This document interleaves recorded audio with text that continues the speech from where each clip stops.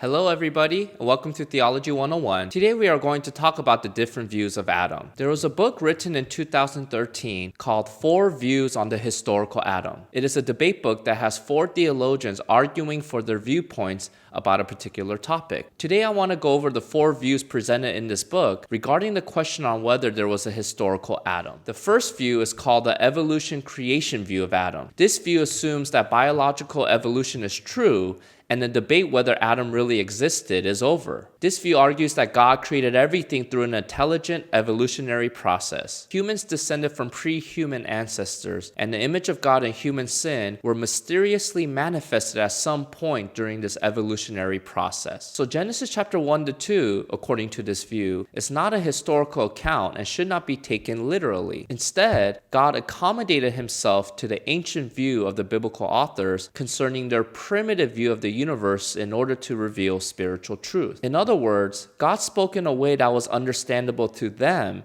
even though it was not meant to be taken as historically accurate. It would be like a teacher who must speak at the level of his or her students. The teacher might use illustrations or stories in a language the student can understand. And the point is not whether the illustration is true, but what the illustration teaches. In a similar way, the point of Genesis 1 to 2 is not to reveal biological truth, but spiritual truth, according to this view. Therefore, history does not begin in the Bible until we get to Genesis chapter 12. Now, the problem with this view is that it depicts God as not being completely honest. And it also seems that Jesus and Paul taught that Adam was a historical figure. So if Adam was not a historical person, then it seems that Jesus and Paul either did not know that, or they were teaching something that taught against that truth. Either way, this view implies that Jesus and Paul were either ignorant or dishonest. Also, if there was not a historical Adam, then there is doubt on how the Bible presents the origin of marriage and gender, since these concepts are built on Adam and Eve. There is also doubt on the origin of death, suffering, and sin, since those things happen because of the fall, referring to when Adam and Eve disobeyed God. The second view is called the archetypal view of Adam. This view believes that Adam and Eve were real people in history. However, the Bible does not give scientific information about their origin, but simply presents them as archetypes for all humanity. So the account of Adam and Eve is not showing the historical process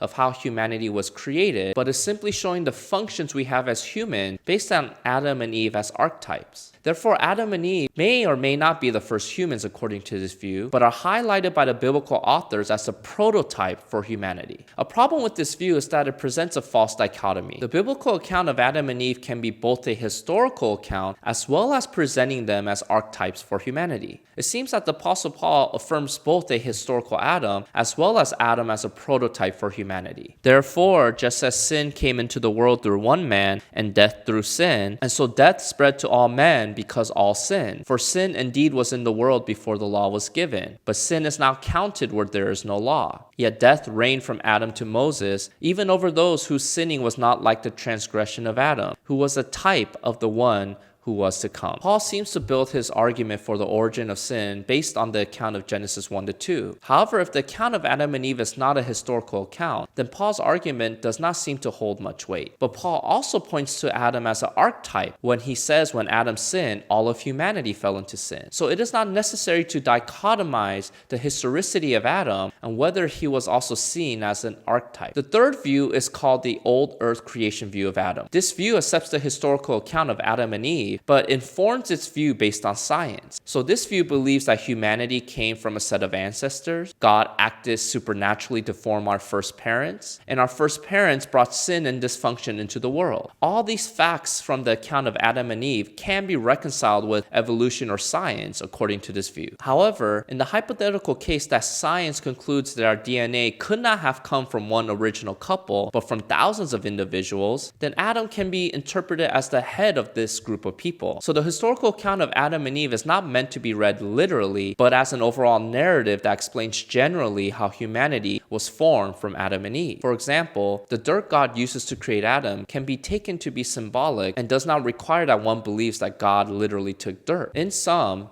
This view allows for the historical Adam based on a general reading of Genesis 2, while also reconciling all the scientific data we have discovered. Now, one problem with this view is that it may be accused of giving authoritative priority to science over scripture. Although this view argues that the biblical authors never intended Genesis 1 to 2 to be read literally, it seems that they come to this conclusion influenced by the seeming contradiction that occurs when evolutionary science is compared with the historical account of Adam and Eve. The fourth and final view is called the young earth creation view of Adam. This view argues that the historical Adam was created exactly the way Genesis 2 describes. God took actual dirt from the ground, formed man, and breathed into his nostrils the breath of life. God literally took a rib from the side of Adam to create Eve. This view reads Genesis chapter 1 through 11 the same way it would read Genesis chapter 12 through 50, which is as a historical account. The problem with this view is that it might not be considering the ancient Near Eastern culture when interpreting Genesis 1 to 2. Ancient Near Eastern people typically understood their origin accounts not as historical accounts, but as symbolic. So this view may be reading more into Genesis 1 to 2 than the biblical author intended, if the author never intended to write this as a historical document. Now you might be wondering, does it even matter if Adam was an actual person? I would answer this question by saying that the biblical authors seem to think so. The biblical authors go back to the fall to explain how moral and natural evil exists in the world today. When explaining Genesis chapter 2, Jesus speaks of Adam and Eve and the institution of marriage in historical terms. The Apostle Paul speaks of Adam and Eve in historical terms when talking about the different roles in gender between man and women. Paul connects Adam and Jesus by calling Jesus the second Adam or the last Adam. This relationship requires that Adam was an actual historical person. Finally, Paul compares Adam and Jesus' actions, where Adam's actions brought sin and death into the world, while Jesus' act on the cross brought life and salvation into the world. For this comparison to hold, Adam's action must be seen as historical since Jesus' actions are accepted as historical by Christians. So, to deny the historicity of Adam is an important matter since he has direct impact on how Christians look at human nature, evil, and redemption itself. If you want to read more about these four views, I'll leave a link to the book I covered in this video in the description box below. If you missed the last video where we talked about the image of God,